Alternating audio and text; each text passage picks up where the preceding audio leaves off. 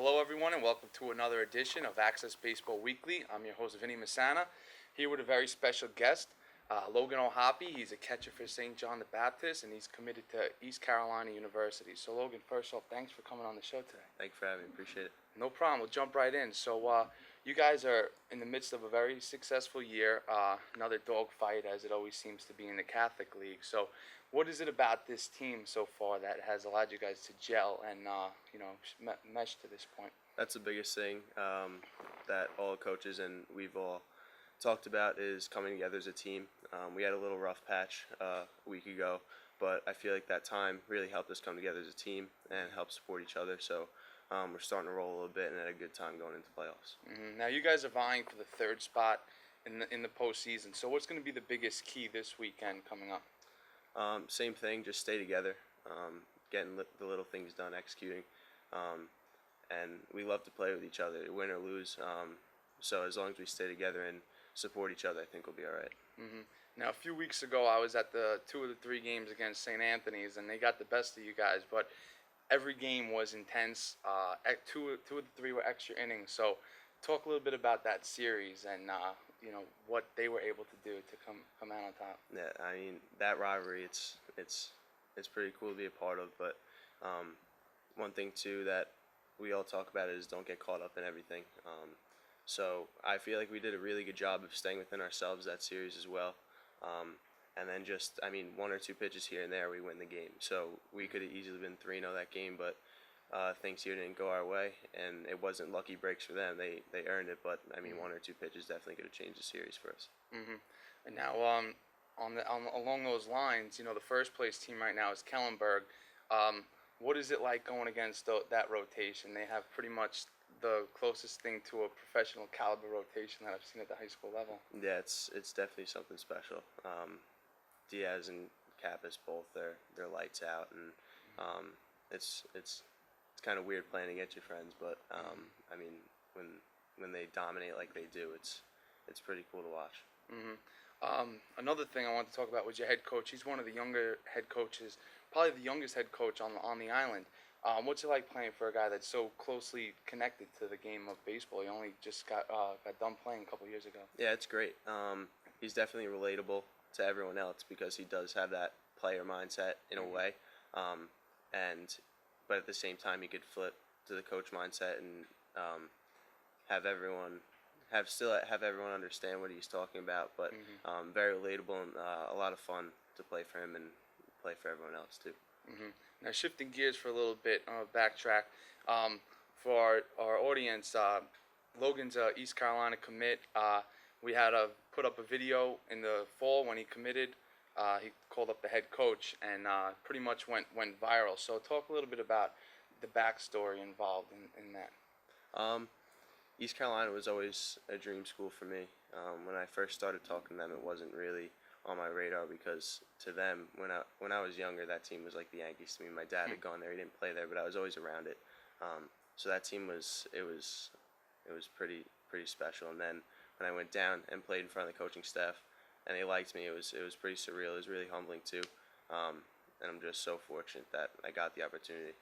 Mm-hmm. Now, over the last year, you've experienced a lot of growth on a personal level. You shot up like a foot. So what has that done, you think, for your outlook for your career? I know that when you're 5'3", 5'4" players, their coaches probably weren't looking at you in the same realm as they are now. I try to have the same mindset for every game. Just go out and play hard. Being a little bit bigger now helps a little bit. But I feel like the mentality is everything for me. So as long as I go out and try to play my best and produce for my team, then that's the most I could do. Very well said.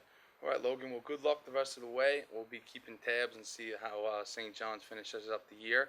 We're going to take a quick commercial break. We're going to come back with our second guest, Peter Theodorellis from Commack High School. This episode of Axcess Baseball is brought to you by St. Charles Sports Medicine, at the heart of health. Welcome back to Axcess Baseball Weekly. I'm Vinny Masana. We're here with our second guest, Peter Theodorellis, the reigning League One champ, who's now in League Two. So, Pete, thanks for taking the time to come on the show this week. No problem. Thank you for having me. No problem. So you guys are off to a tremendous start. I think anybody could have saw that coming that follows closely. You guys have a, you know, probably the best pitching rotation outside of Kellenberg, in my mind, on the island. So what has it been like being a part of a team that's filled with so many college prospects? Well, it's pretty cool playing with your friends your whole life, and it's pretty awesome that we all turned out to be pretty good ball players and having a successful senior year.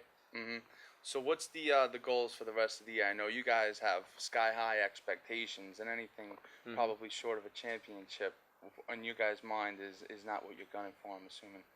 Well, yeah, our whole mentality was that we were expecting to win the league, and our coaches said that they were coming in not wanting to win a league championship, but to get to the county championship, and then ultimately our final goal is the state championship.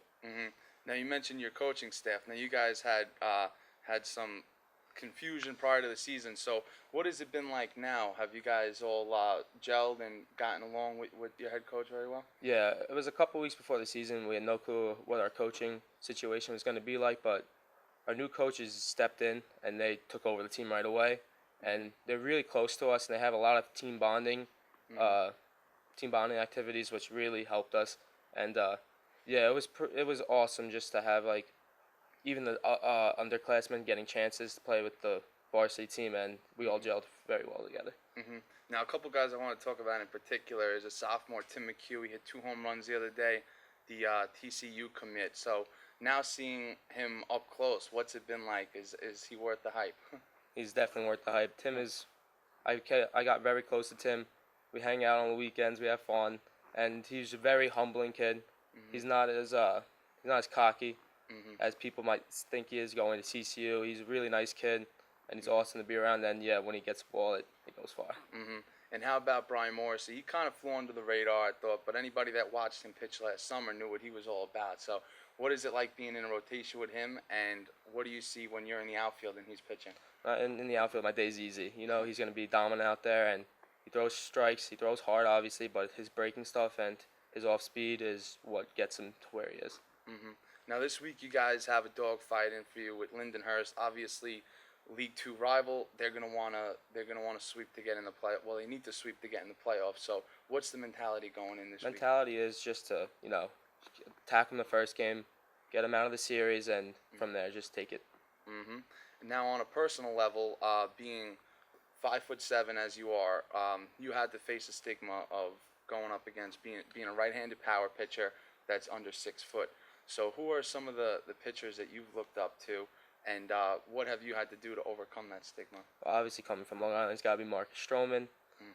Going out to All-Pro with Neil Heaton, just seeing him work every day in and out, it really set in my mind that I would have to be like him, follow in his footsteps to get to become successful in my career. Very well said. So Petey's got a big week coming up this week. He's in a dogfight also for the League Two MVP. He's got terrific numbers. He's undefeated. One other thing I wanted to touch on is their Farleigh-Dickinson commit. If you want to just talk about if you want to just touch on how that came about and how much you're looking forward to being a part of that program.